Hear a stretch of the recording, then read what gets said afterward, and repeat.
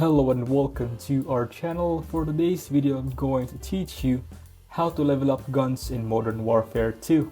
Before we start, please don't forget to like and subscribe and click the notification bell for you to be updated to our latest tutorial videos. Without further ado, let's now begin. To start with, you want to open up Modern Warfare 2.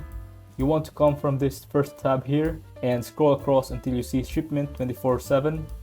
Click on that and find a game. The reason we're doing Shipment is because it's so small and frantic that you can easily get a lot of kills here and rank up your colors super far.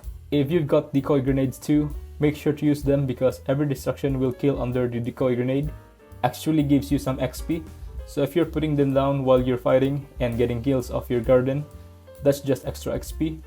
You'll earn so because this map's so small, you can actually just run around and get kills pretty easy. We're going to show you now.